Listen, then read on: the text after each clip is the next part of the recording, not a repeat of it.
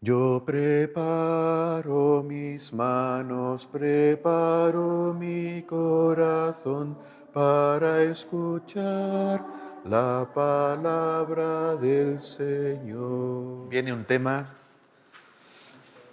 de los grandes. Espero que no estéis muy cansados porque este requiere alma, mente y corazón. Porque es el tema como más central, es la pedagogía divina. Vamos a entrar a fondo a ver cómo es esa pedagogía divina. Esta reflexión nace de una necesidad. Bensígueme os decía que no es un método en el sentido de que no es una técnica. Un método es algo que en principio tú lo aplicas y funciona. Un método para resolver ecuaciones de segundo grado. Pues tú aplicas la fórmula y si lo haces bien, tienes el resultado. La catequesis no es así. No es una técnica que tú aplicas y sale el resultado que tú quieres. Porque es un encuentro entre Dios y el niño. Y ahí ambos tienen algo que decir. Y pues no está en nuestra mano. Por eso, no es un método, sino que es pues ese continuo ponernos en la escuela de Dios y aprender de su pedagogía. Por eso, para usar Bensígueme, no basta con comprar el libro, porque entonces sería pues como un libro de texto más. Es necesario aprender el estilo, la actitud, el modo, la manera de esta catequesis. Y esta catequesis nació así,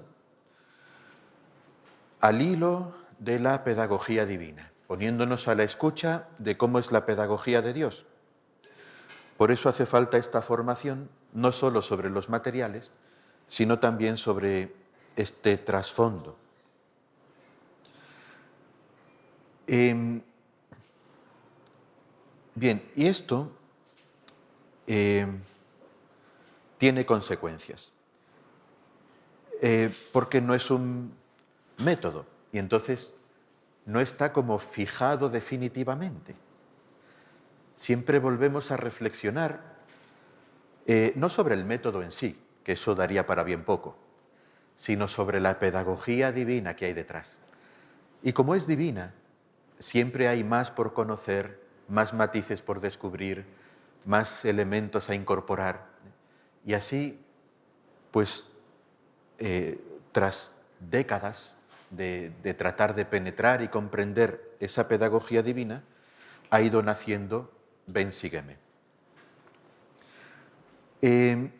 Por eso es un método que está vivo, está continuamente creciendo con las indicaciones que nos hace la Iglesia, con la reflexión que se va profundizando.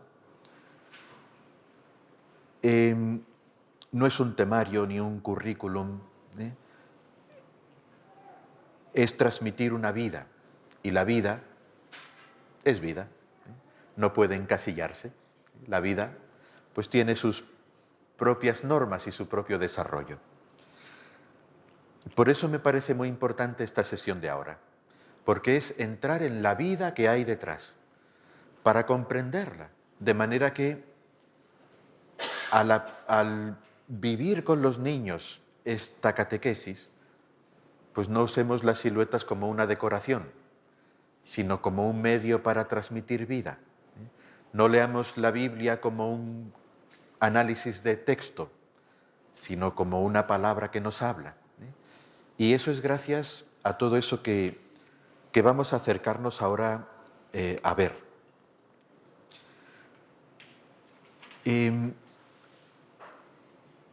Los documentos de la Iglesia nos han recordado con frecuencia, y ahora vamos a ver unos cuantos, la importancia de que la revelación divina, la revelación de Dios, comporta una pedagogía divina original, original, propia, específica, que se encuentra en la revelación de Dios y en ningún otro lugar.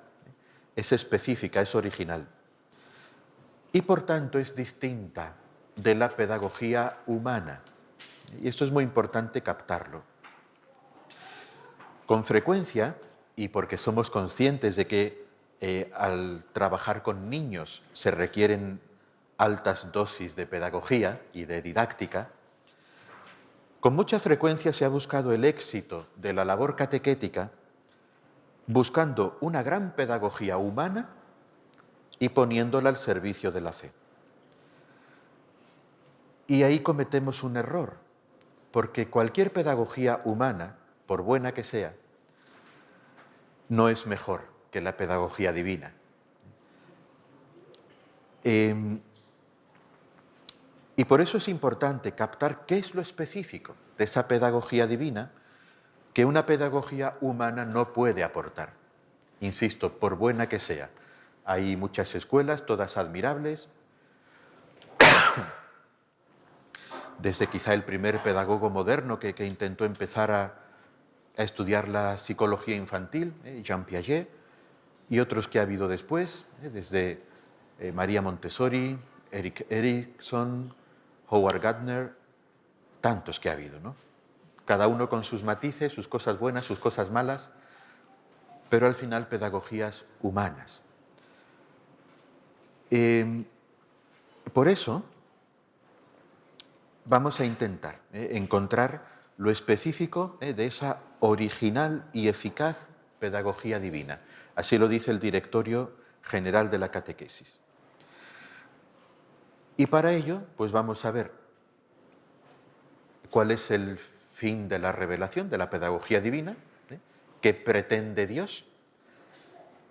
Vamos a ver luego qué características tiene y, por último, en qué etapas se desarrolla. Estos tres grandes momentos. Vamos con el primero, el fin de la pedagogía divina. En primer lugar, podemos empezar con un pasaje del Directorio General para la Catequesis que nos dice lo siguiente. Comienza citando la carta a los Hebreos: como a hijos os trata Dios. ¿Y qué hijo hay a quien su padre no corrige? Como a hijos os trata Dios. Y entonces dice el Directorio: la salvación de la persona, que es el fin de la revelación, se manifiesta también como fruto de una original y eficaz pedagogía de Dios a lo largo de la historia. Repito la frase: la salvación de la persona, que es el fin de la revelación. Y para eso hay una pedagogía original y eficaz para la salvación de la persona. Dios, cuando se revela, ¿qué pretende? La salvación de la persona.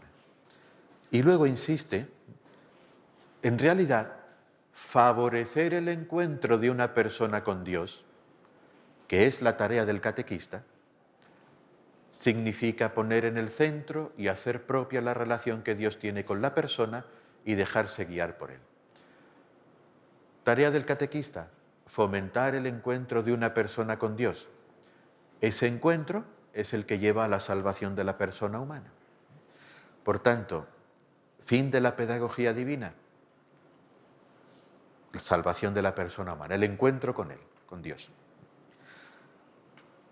Curiosamente no nos ha dicho la transmisión de un conocimiento, que también se dará, porque si Dios quiere encontrarse con nosotros nos tendrá que hablar y nos tendrá que decir cómo es Él.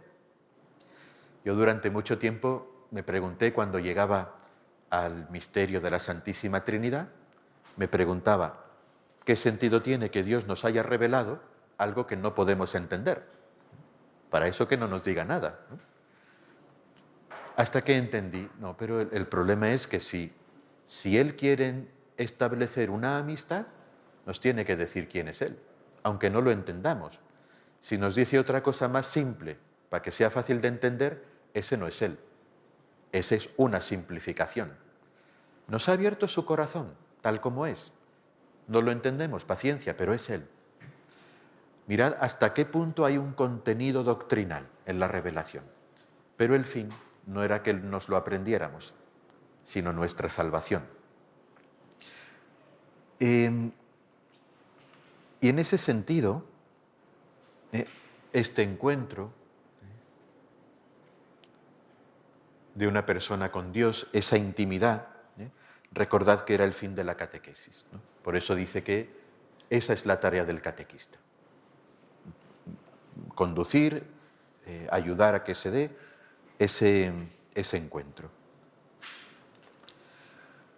Y me gustaría citar también del nuevo directorio, el del año 2020, estas palabras.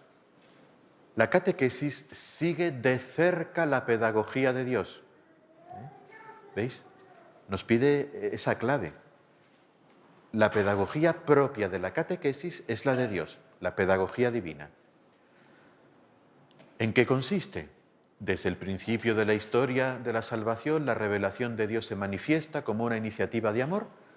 Dios ha interpelado al ser humano. Es una llamada. A quien le ha solicitado una respuesta. ¿Veis? No le ha dicho, mira, aquí tienes una doctrina, apréndetela. Le ha dicho, mira, aquí estoy yo, ven conmigo. Lo ha interpelado, le ha solicitado una respuesta. Una respuesta de fe, de obediencia. Y en ese camino, Dios continuó comunicando la verdad de su misterio. Sabemos quién es Él. Hay un contenido doctrinal en la fe. Pero es en ese contexto, en esa invitación y esa llamada.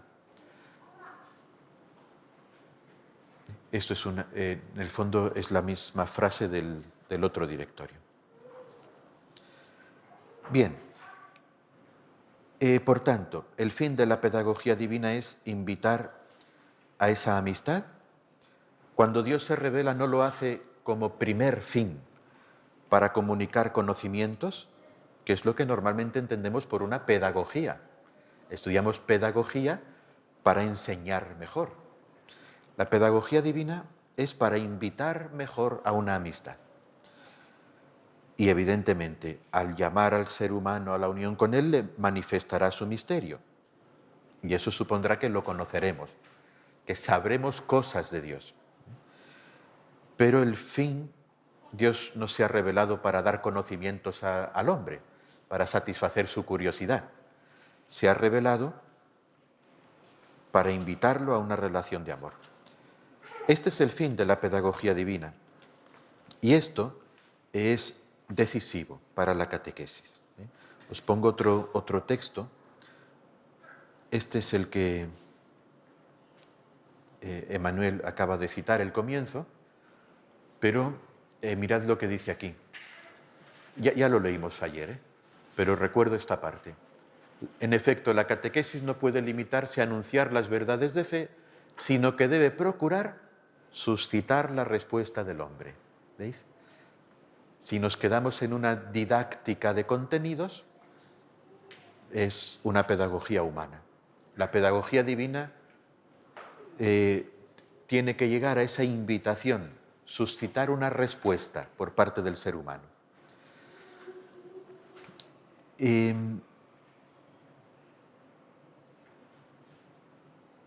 Por eso, nuestra insistencia no está tanto en los contenidos, los temarios, que los tenemos, y los vais a ver enseguida, sino en cómo hacer que el niño oiga esa llamada interior de Dios a vivir en su amistad. Y para eso nos serviremos de lo que haga falta, de didácticas humanas, de materiales, de lo que sea necesario, adaptaciones pedagógicas, todo nos vale. Todo nos vale siempre y cuando nos lleve a ese encuentro personal con Dios, a introducir en esa amistad.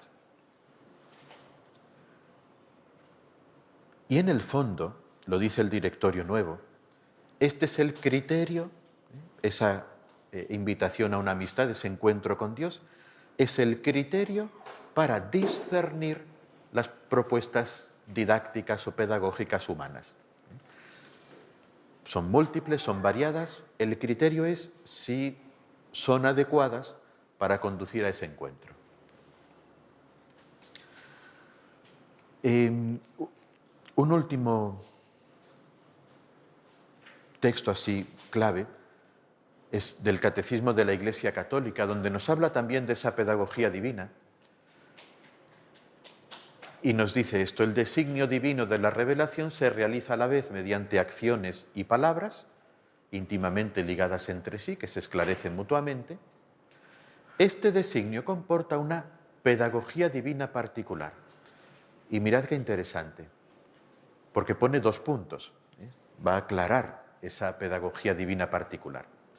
Dios se comunica gradualmente al hombre, lo prepara por etapas para acoger la revelación sobrenatural que hace de sí mismo y que culmina en la persona y la misión del Verbo encarnado, para acoger a Jesucristo. Lo prepara gradualmente, por etapas, para acoger la suprema revelación que es Cristo. Bien, ahí hay 2 elementos. Mediante acciones y palabras, siempre hay un aspecto visible y otro invisible. Jesucristo multiplica los panes y los peces y luego explica: yo soy el pan de vida. Cura al ciego de nacimiento, eso es un milagro visible, pero luego explica: yo soy la luz del mundo. Siempre hay ese doble aspecto en la vida del Señor, lo que se ve y lo que no se ve. Por eso hay acciones visibles, cura a un ciego de nacimiento, y palabras que explican el sentido de esa acción. Esto en el fondo es una introducción al carácter sacramental de la vida cristiana. La misma liturgia está hecha de símbolos que significan cosas, elementos visibles que nos hacen vivir otros invisibles. Y en segundo lugar, ese carácter progresivo, por etapas.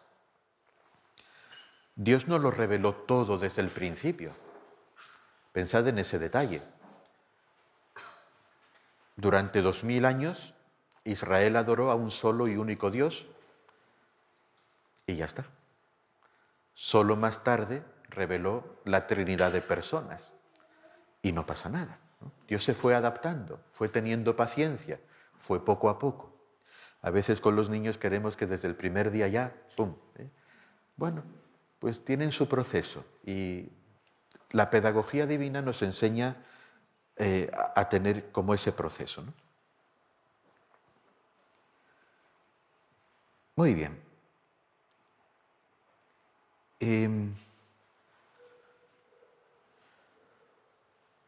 ¿Por qué queremos estudiar esta pedagogía divina?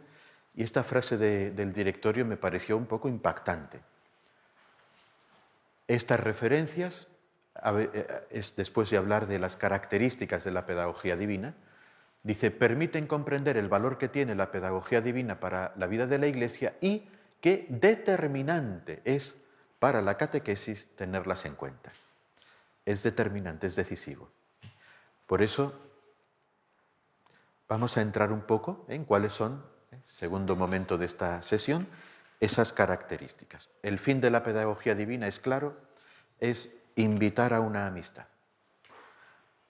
Ahora vamos a ver cómo lo ha hecho Dios.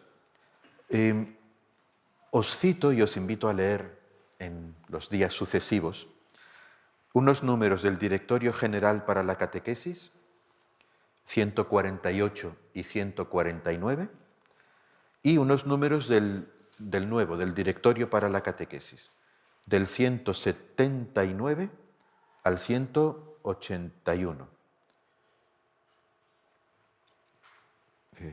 A ver.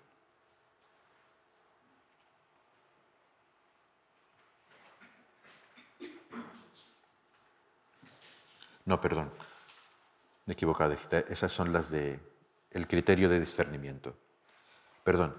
Las de la pedagogía divina son estas. Del Directorio General es un pelín antes. Del 139 al 147.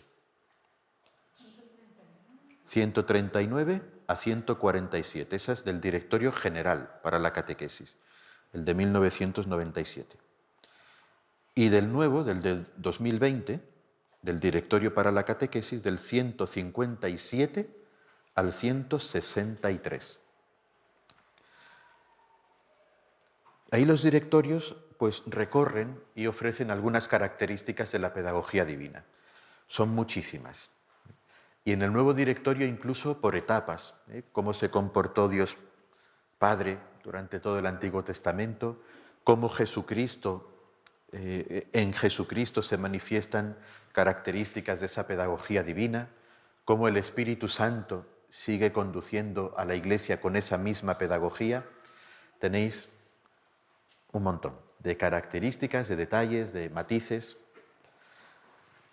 A lo largo de los años, de las décadas de hecho, en Ven Sígueme, todo esto ha cristalizado, se ha organizado en torno a 7 grandes campos, 7 grandes como orientaciones de la pedagogía divina. Cada una de estas orientaciones incluye un montón de actitudes, de matices, de detalles, pero por agrupar y hacernos un cierto esquema en la cabeza, son 7 grandes orientaciones. Y bueno, es un poco lo que en este segundo momento nos vamos a acercar. Forman parte de lo que es el itinerario del alma hacia Dios. Pasa por un proceso, requiere unas actitudes espirituales fundamentales y para suscitarlas Dios ha hecho pues un montón de cosas, ¿no? Pero las vamos a agrupar así, ¿no? En torno a grandes orientaciones de su pedagogía, de grandes pretensiones, de grandes proyectos de su pedagogía. Y por si ayuda a recordar, vamos a hacerlo al hilo de un pasaje bíblico que el nuevo directorio nos pone como ejemplo de la pedagogía de Jesús, que es el encuentro con la mujer samaritana junto al pozo de Jacob. El nuevo directorio nos dice que ahí particularmente se manifiesta la pedagogía divina en Cristo. Pues vamos a acercarnos a Él y desde Él vamos a descubrir estas 7 actitudes espirituales que Jesús va suscitando en esa mujer y cómo Él se va enfocando en cada una de ellas de una determinada manera. El pasaje lo conocéis, ¿verdad? El de la mujer samaritana. Así que iré citando en cada momento, vamos a recorrerlo juntos y lo iremos descubriendo. Por tanto, 7 grandes orientaciones. La primera, ¿qué es lo primero que pasa? Bueno, esa mujer se acerca al pozo a buscar agua. Recordad que lo hace a mediodía, una hora intempestiva, fuera de tiempo normal.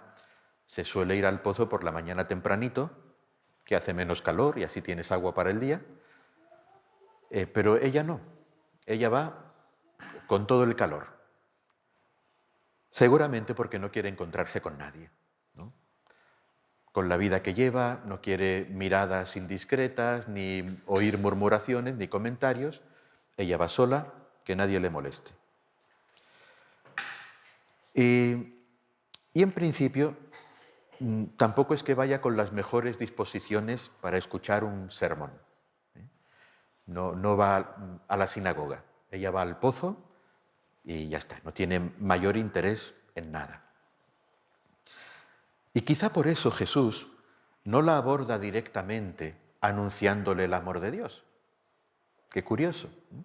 Es lo más importante, pero no es lo primero que hace, porque esa mujer no está preparada, no ha venido dispuesta a escucharlo. Seguramente se ha enfadado por encontrarse a alguien en el pozo. Ella venía que no quería que la viera nadie, y llega y, mira, hay alguien en el pozo. Y encima es un hombre. Y encima es un rabino, un maestro de Israel, ¿no? Lo peor que le podía pasar. Seguramente no tiene ganas ninguna de escucharle. Jesús no empieza por hablarle del amor de Dios. ¿Qué hace? Le pide agua. Mujer, dame de beber.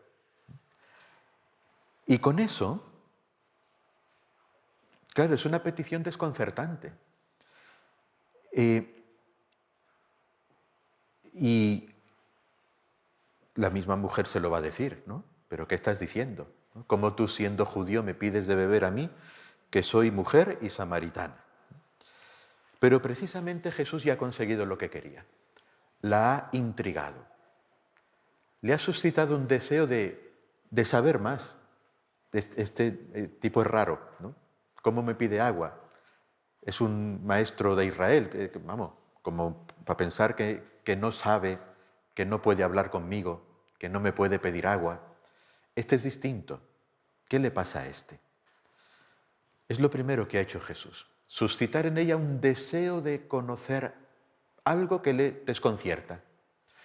Porque eso es lo primero en la vida cristiana. Si no tenemos un deseo de conocer, ya nos pueden hablar que todo nos resbala, nos da igual.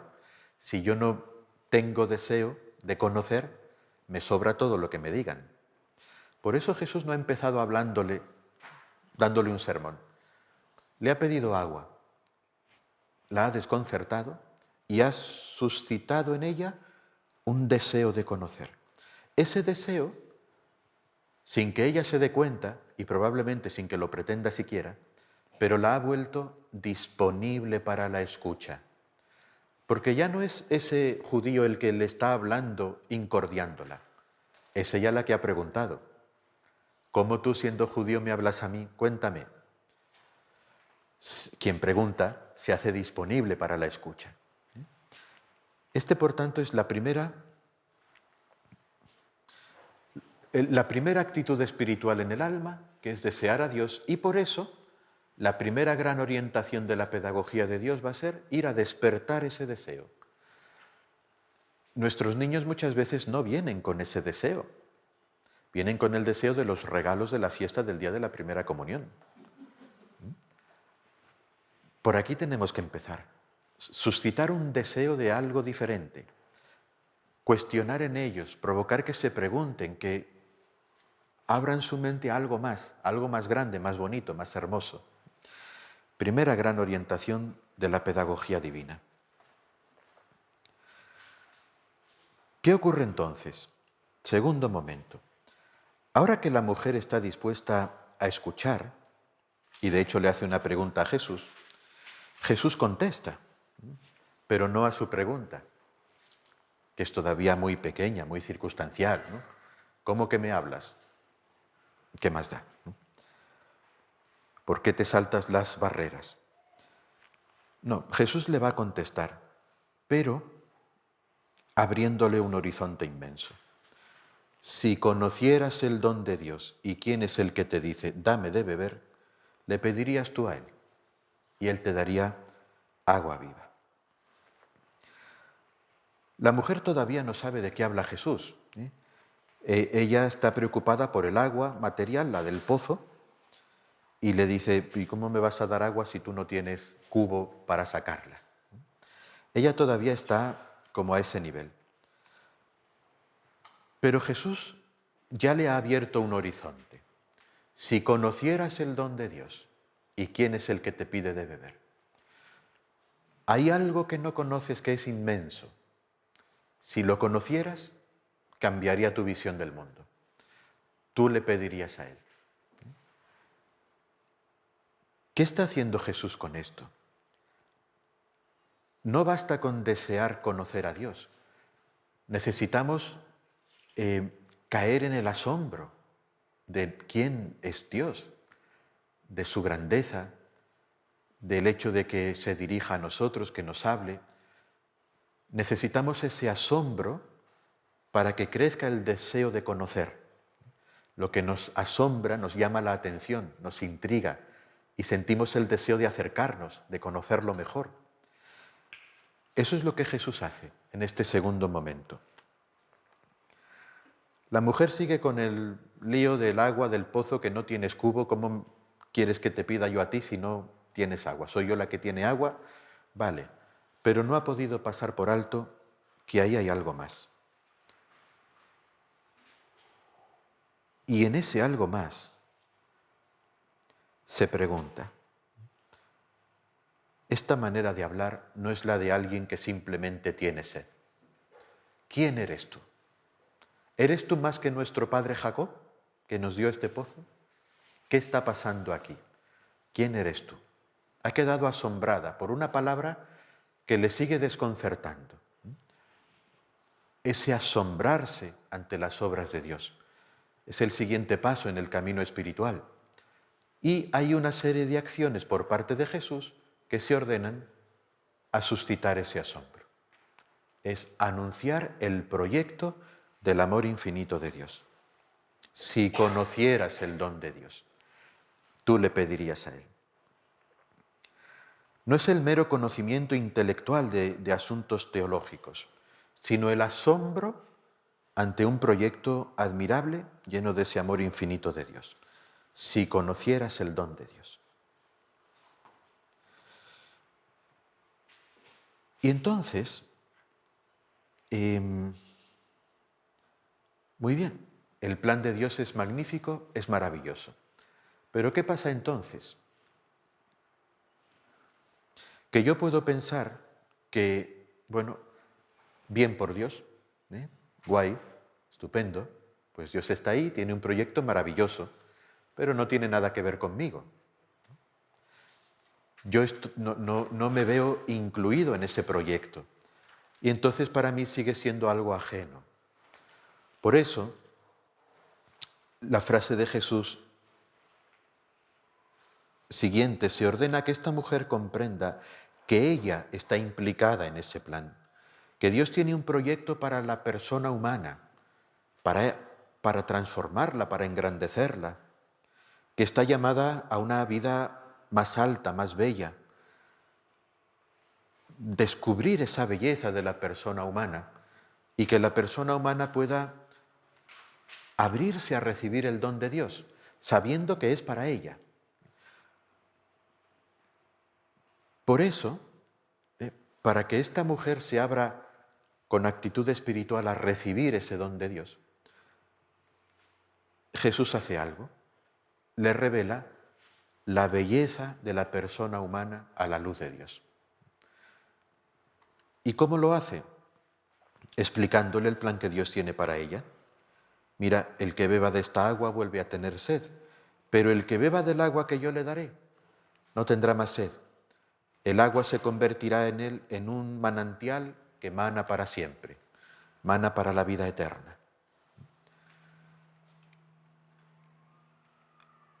Qué distinto de la vida que esta mujer está llevando, ¿no? Ofrecerle tener dentro de sí ese manantial de esa misteriosa agua que sacia la sed interior y que no se le va a acabar nunca. El proyecto es precioso y es para ella, es para la persona humana, para aquel que acoge el don de Dios.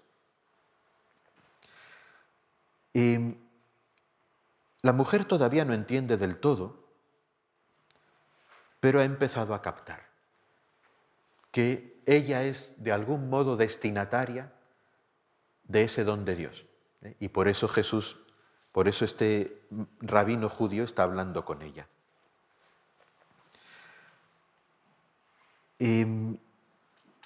Este será, por tanto, la tercera gran orientación de la pedagogía divina.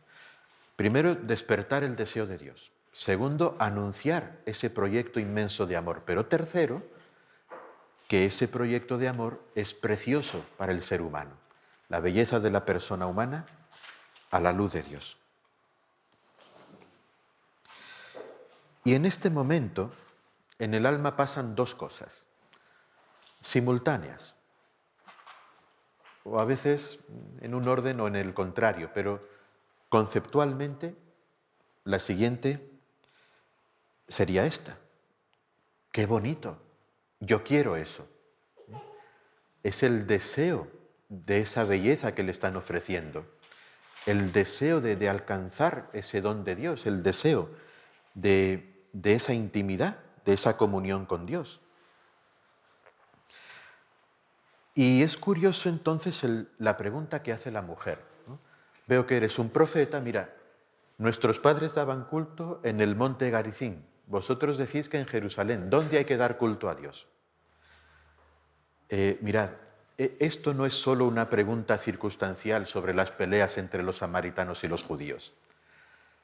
La pregunta por el templo válido, dónde, en qué edificio se puede dar culto a Dios, en el fondo es la pregunta por cómo entro en comunión con Dios, cómo alcanzo esa intimidad con Él. Ya tiene el deseo de creer, de amar a Dios, de esperar en Él, de entrar en ese diálogo, en esa intimidad con Él, pero ¿dónde lo consigue? ¿A qué templo tiene que ir? ¿Dónde? Esa es la actitud espiritual del alma, ¿no? Si eso es tan bonito, yo lo quiero aprender ese camino, esa intimidad con Dios. Y por eso lo que Jesús va a hacer es decirle, pues mira, está llegando el día que ni aquí ni allí, sino todo lo contrario, ¿no? En todas partes, siempre y cuando sea en espíritu y en verdad. Le ha dado la clave para entrar en ese diálogo de amor con Dios. Ya no tendrás fronteras de espacio, de lugares.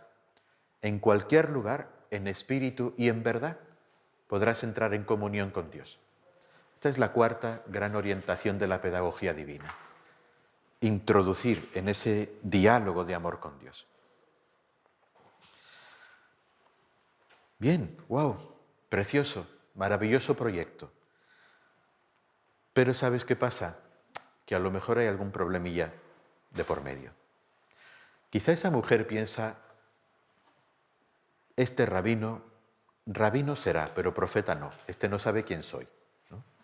¿Puede atrasar tantito el número 4? Este profeta, muy profeta no es. Si supiera con quién está hablando y la vida que llevo, saldría corriendo. Eso no puede ser para mí. Tengo pecado, tengo una vida deshecha, no puede ser para mí. Si supiera quién soy, no estaría perdiendo el tiempo conmigo. Que vaya a Jerusalén o que... Para otros puede que sí sea ese amor de Dios. Para mí, no. ¿Qué hace Jesús? Llama a tu marido. Ve a buscar a tu marido y ven con él. ¡Buah! Pues parece que sí que sabe quién soy. ¿Por qué hace Jesús eso?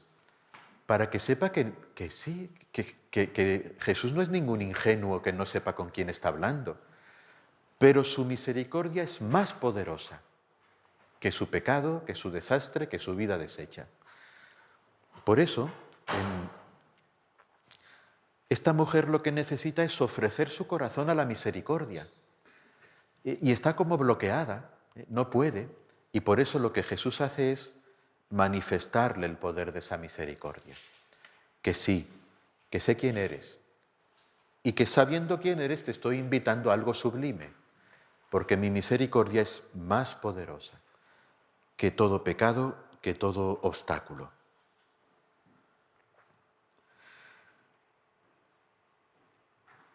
Y ahí, por fin, renace en esta mujer de verdad un hálito de esperanza, un aliento de vida. Y quizá por eso su mente se va al Mesías esperado. Sé que va a venir el Mesías. Cuando Él venga, nos lo explicará todo. Y Jesús le dice, el Mesías ya está aquí, es el que está hablando contigo. ¿Y qué ocurre en ese momento? Esta mujer se deja llevar. Es curioso porque tan preocupada que estaba al principio con el agua, con el pozo, con que yo tengo cántaro, tú no tienes cántaro, ¿cómo vas a sacar el agua si no tienes cubo? Yo sí tengo cubo. Dejó el cántaro en el pozo y se fue corriendo al pueblo. Se olvidó del pozo, del agua y de todo. La lleva el Espíritu. Ha acogido. Si este es el Mesías que me acaba de hablar, esto es un notición. Esto tengo que contarlo. Esta es la gran maravilla. Me voy a contarlo al pueblo. Se ha convertido en el mismo momento en que ha aceptado ser discípula, se ha convertido en misionera. Y eso porque he experimentado un gozo, el gozo de la salvación, la alegría. La alegría es lo que nos pone en marcha, lo que nos da fuerza tantas veces. Y por eso, la sexta orientación de la pedagogía divina es hacernos vivir ese gozo, esa alegría, compartir la alegría de la salvación ofrecida a todos, vivirla y compartirla. Y es precioso como esta mujer, dejando el cántaro, se fue al pueblo, venida a ver a un hombre que me ha dicho todo lo que he hecho. La que no quería que la viera nadie para no oír murmuraciones de mira lo que hace, ahora es ella la que dice, me ha dicho todo lo que he hecho. O sea, me conoce bien, pero me ha salvado. Su misericordia es así de poderosa. Esta es la sexta orientación.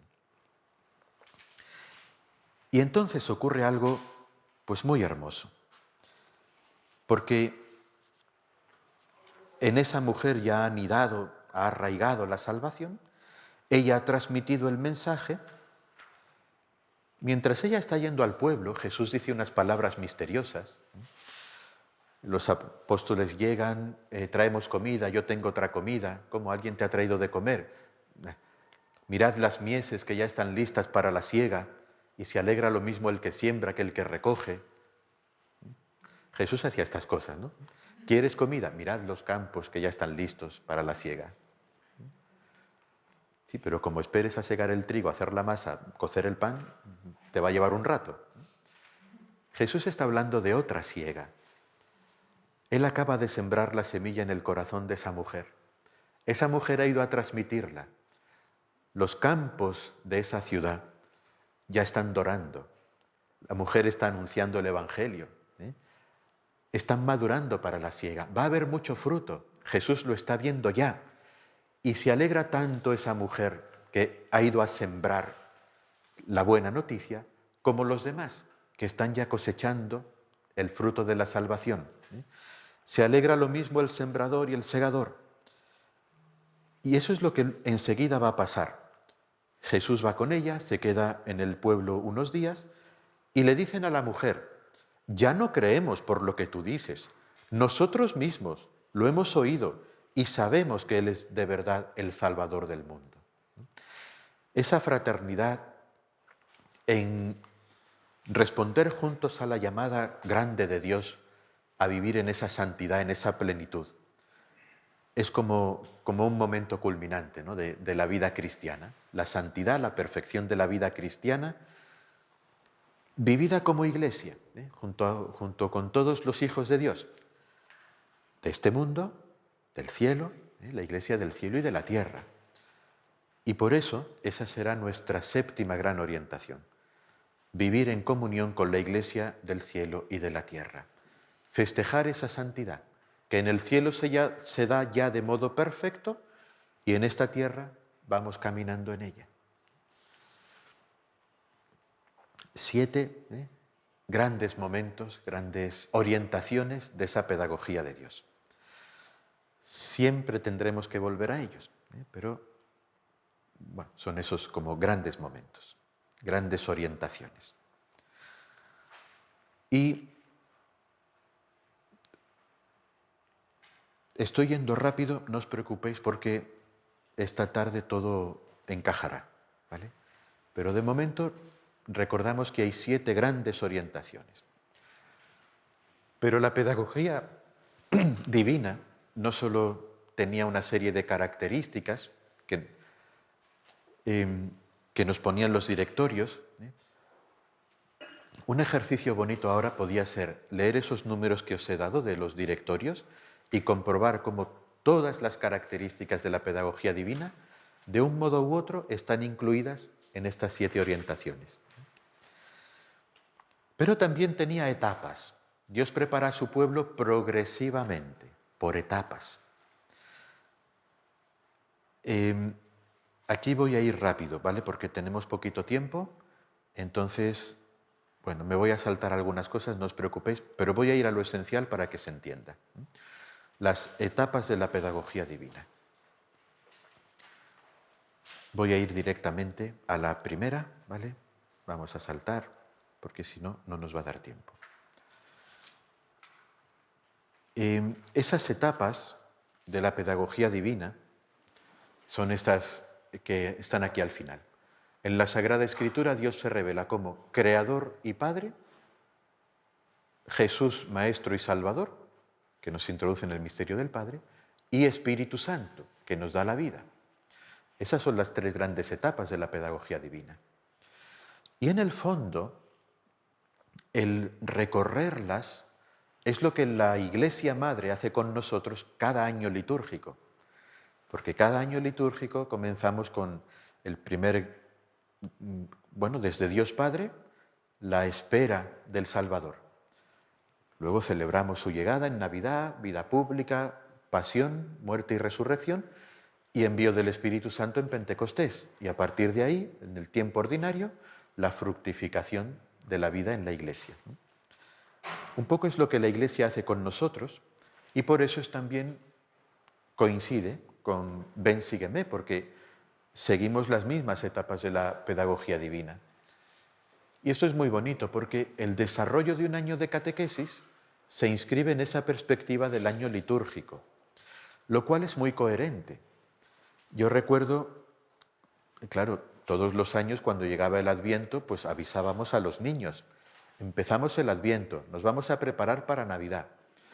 Pero a veces era después de ver con ellos la curación del ciego de nacimiento. Y para un niño, si estás viendo que Jesús ha curado a un ciego de nacimiento, la semana siguiente no le puedes decir, vamos a prepararnos para su nacimiento, porque estaba haciendo milagros, ¿no? ¿Qué ha pasado aquí? Para los niños la perspectiva histórica todavía es muy difícil. En cambio, con Ven, sígueme, vamos con el año litúrgico, porque recorremos las etapas de la pedagogía divina. Empezamos desde Dios Padre, en septiembre, y va coincidiendo. Cuando empieza el Adviento, pues llegan los encuentros sobre María y San José esperando al niño Jesús. Cuando llega la Navidad, los encuentros sobre la Navidad. Cuando llega Semana Santa, los encuentros sobre la Pasión. Por tanto, para el niño es muy fácil insertarse en la vida litúrgica de la Iglesia porque seguimos la misma pedagogía de la Iglesia en su liturgia, que es la pedagogía divina al final. Bien, pues muy rápidamente una palabrita sobre cada una de esas tres etapas. La primera etapa es un tiempo para acoger el amor de Dios, que es creador y Padre. Contemplar el amor de Dios en Dios mismo creador, en sí mismo. ¿Cómo lo vamos a hacer? Voy directamente a cómo lo vamos a hacer, ¿vale? Si os interesa algo más detallado de esto, ya os diré dónde lo podéis encontrar. De septiembre y octubre, en el fondo, van a ser 7 encuentros donde tenemos que dar cosas un poco arduas, un poco difíciles de transmitir, y a veces los catequistas no nos gustan, pero que son como los grandes fundamentos. El sentido de Dios, su existencia, su trascendencia, la creación, el sentido de la vida humana, la persona humana, cómo la ha creado Dios a su imagen, cómo es el encuentro de ayer. La capacidad de la persona humana para entrar en relación con Dios. Cómo crece esa relación, el tema de la oración, los peligros de esa relación, el tema del pecado. Pecado y misericordia siempre juntos.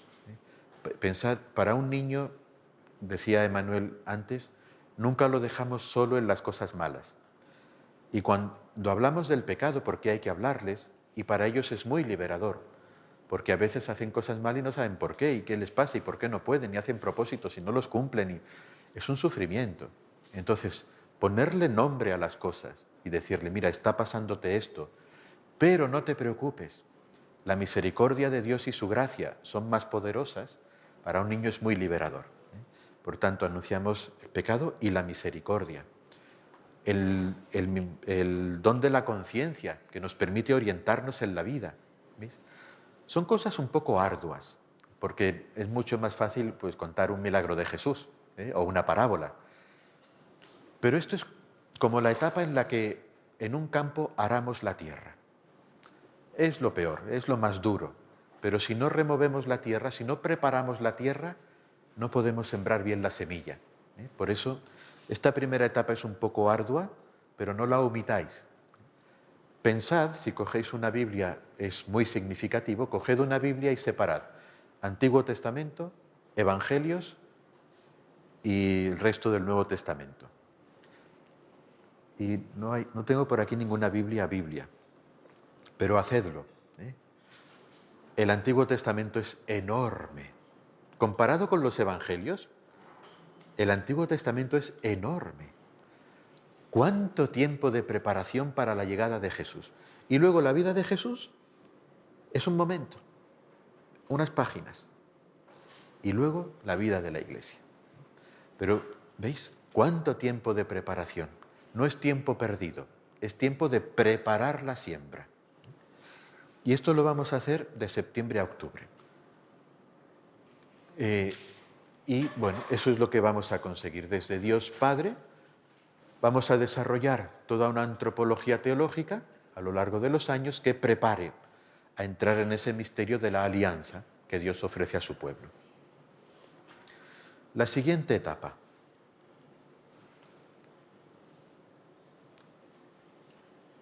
Bueno, ya está. La siguiente etapa.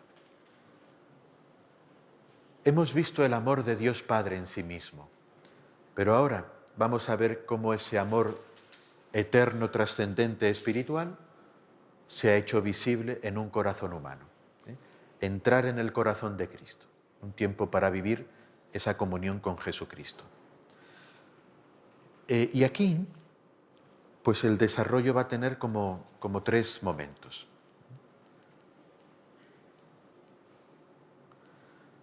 Un primer momento, la espera del Mesías y su nacimiento. Adviento y Navidad, vamos a acompañar a los niños en el deseo de un Salvador, junto con María, con José. Ese es un primer momento. Luego llegaremos a ese periodo de tiempo ordinario que hay después de la Navidad, donde es el seguimiento de Jesús, su vida pública. Jesús les da a vivir el Evangelio, aprenden a ver como Jesús, amar como Jesús, obrar como Jesús, aprenden el camino de la fe, de la esperanza, del amor, aprenden a ser hijos de Dios, desde la vida de Jesús. Y un tercer momento final de la vida de Jesús será el tiempo pascual, el misterio de la salvación, muerte y resurrección de Cristo, que introduce ya pues en esa vida de la Iglesia. Y así llegaremos a la tercera etapa, que con frecuencia cae a finales de curso. Los niños están cansados, los catequistas también, y a veces pasamos un poco por encima. Y a veces es muy corta, porque dependiendo de los colegios, a veces las clases terminan pronto, pero es una etapa final definitiva, porque ese amor trascendente, espiritual y eterno que hay en Dios y hemos visto en el corazón de Jesús, está destinado a estar en nuestro propio corazón por la acción del Espíritu Santo. Es un tiempo para que en nosotros cuidemos, fomentemos, desarrollemos ese amor divino que se nos entrega por el don de la gracia, por el don del Espíritu Santo. Y vivamos al soplo del Espíritu, guiados por el Espíritu Santo. Esta es una última etapa que tiene un desarrollo único, es después de Pentecostés, a partir de la Ascensión, y es la vida de la Iglesia en el fondo. Primero la espera de Pentecostés, luego la acogida del Espíritu Santo y lo que hacen nosotros, y pues la participación en la vida divina, la vida de la Iglesia, liturgia, sacramentos. Aquí es donde irán apareciendo los sacramentos. El testimonio apostólico, nuestra misión como testigos de Cristo, y esa plenitud que será la vida eterna. Y terminamos el curso siempre poniéndolo bajo el manto de María para el verano, que la Virgen los cuide y los proteja. Por tanto, con Ven, sígueme seguiremos esas 3 etapas de la pedagogía divina. Y lo iremos haciendo cada año. Bien, vamos a dejarlo aquí, porque para que tengamos un tiempo de airearnos antes de la misa, y hoy la mañana ha sido intensa, todo esto lo vamos a retomar esta tarde, pero después de vivir otro encuentro, lo retomaremos y finalmente encajaremos cada cosa en su sitio, ¿vale? Si hay alguna pregunta, podemos resolver ahora en 2-3 minutos, y si no, descansamos.